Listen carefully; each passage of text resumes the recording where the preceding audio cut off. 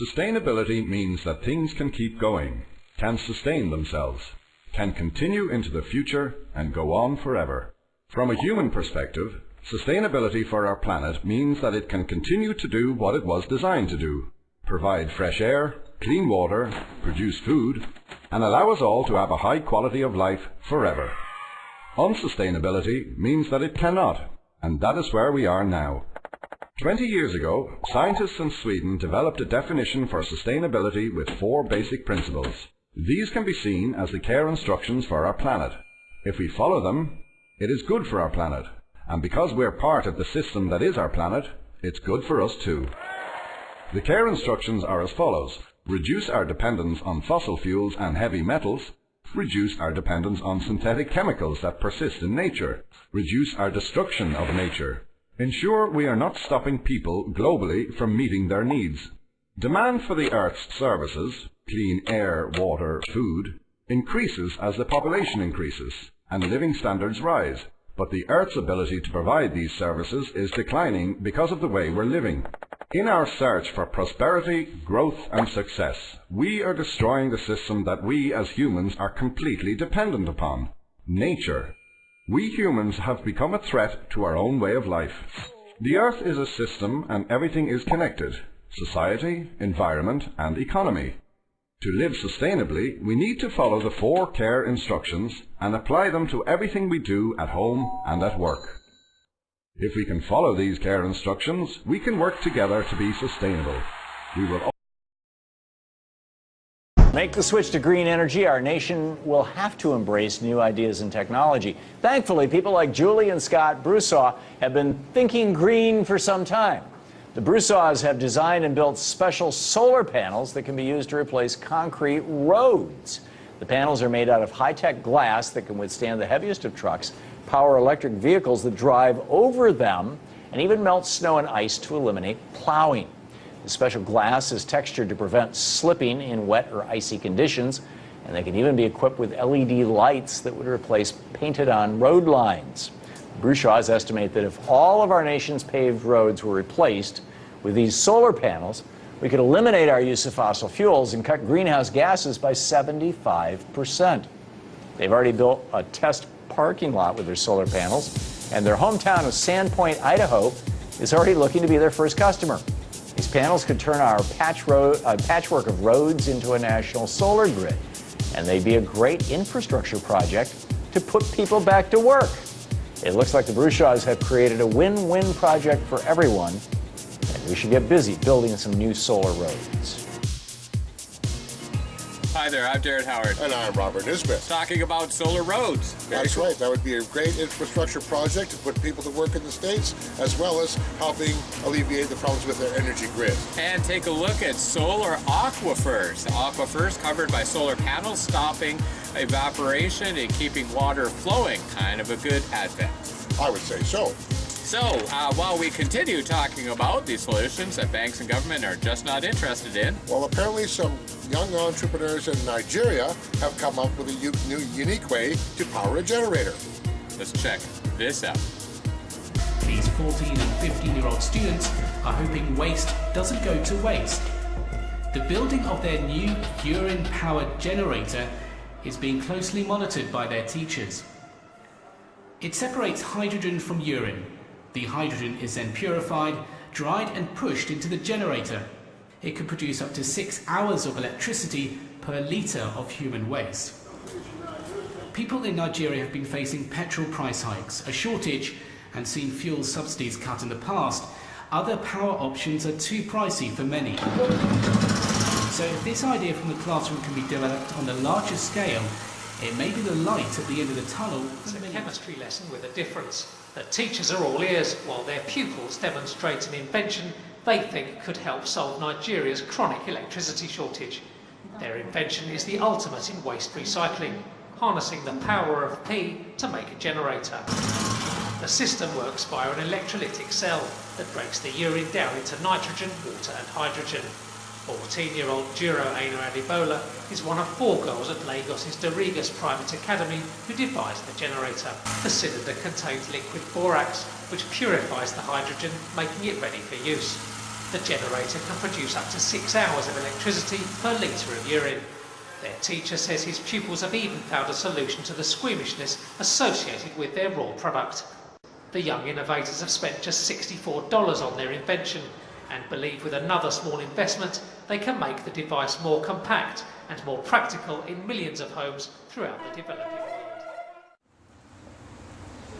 So it's like we don't need oil at all. Well, maybe that would stop the U.S. from invading, for the oil that's in Nigeria over this whole Boko Haram thing, Yes, but if you take a look at any of the videos that the Americans are so proud of, they include a lot of aircraft carriers which burn more fuel per day than your average city does in a week. And of course, they're having problems with housing in the States. And housing, of course, is a huge issue. Right here in Kelowna, British Columbia, we have 1,500 homeless that we can account for. So it's a huge problem in every city. But here's a local artist who's come up with a unique way of helping the homeless. Check this out.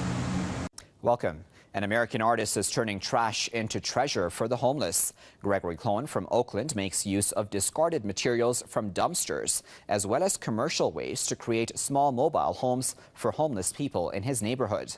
So far, he has built about 10 tiny houses through the Homeless Homes project.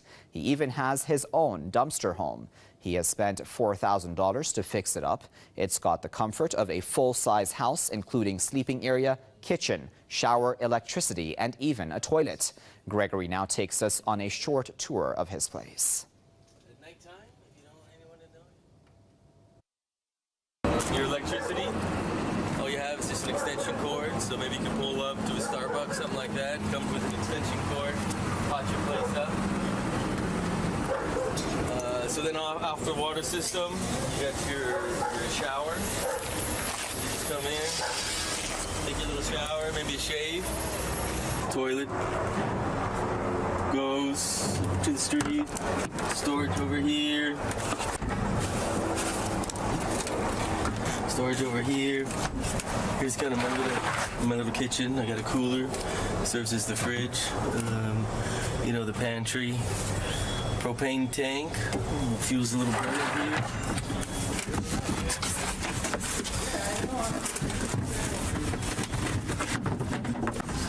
Let me get that again.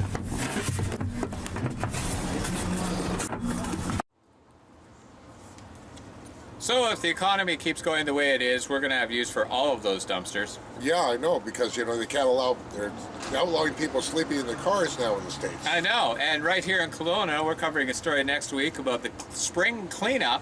Well, they push all of the homeless out of the way because it's just embarrassing. Of course, in Amsterdam, they look at the social issues a little differently. Yeah, a little differently. This is really cool. They give these people a sense of purpose. Check this out. This is Koen Raus.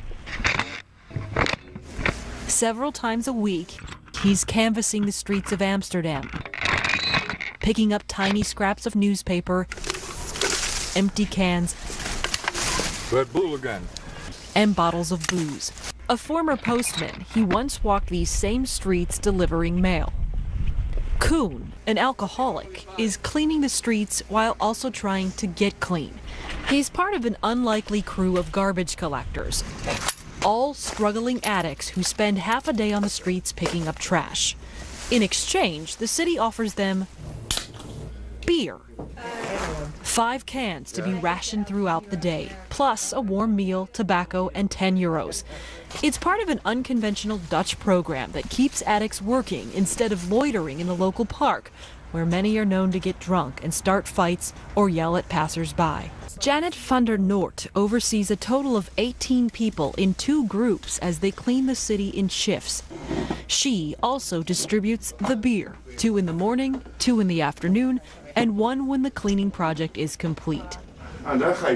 She's a supervisor, but also a support system, helping those who relapse, need outside assistance, or struggle to stay on track. Janet says she knows what it's like to fight addiction. She battled with drugs for 35 years before getting sober 4 years ago. In this project, Fatima Alatik says problems in the park had gotten pretty bad. We threw everything we had at them, every project, every law, every fine, every opportunity to, fine them for disturbances. But, just fining them isn't curing the problem. It's just targeting the symptom. Only time will tell whether these men can kick their habits. In the meantime, they have a job to do, a place to be, and a chance to change, which is enough to bring them a new sense of self-respect. So, of course, we've got some major updates coming up here. Oh, yes, we've got the March Against Monsanto going on tomorrow. And, so we're recording this on the Friday. Hopefully we have it up over the weekend. We're also covering freeloaders, talking about banks, churches, government, and all those people in the 1% who are currently enjoying a lot of the hard work that we're doing. Oh, you mean those corporate welfare queens? Yes, indeed. Remember, if it doesn't pay taxes or misspends your taxes, it's part of a system that's not really a democracy. I'm Darren Howard. And I'm Robert Nisbet. Now we're starting to clean house, so the gloves are coming off. Look for some new shows coming up right here at Radio Free.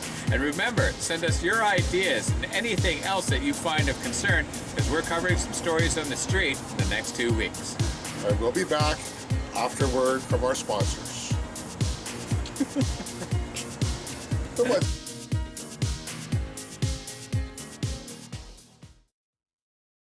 The myth of overpopulation originated in England in 1798, when a vicar named Thomas Malthus, who fancied himself something of a mathematician, saw that food production increased incrementally, but people reproduced exponentially. He sat down and did some simple math, and summarily decided that the world would be out of food by 1890. He blamed reduced mortality rates, and recommended killing off the have-nots of society, lest the haves starve to death.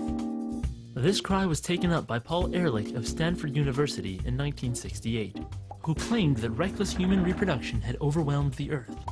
Massive famines would result, which would destroy, best case scenario, 1/5 of humanity by the end of the 70s. And the planet would follow. This fear produced large donations for the newly created UNFPA, which thrives on an imagined crisis that has been both imminent and rescheduled again and again over the past 2 centuries. The truth of the matter is that every family on this planet could have a house with a yard and all live together on a landmass the size of Texas, which is really just a small corner of the planet. The population of Earth will peak in 30 years and then start to go back down. We're not overpopulated. Do the math.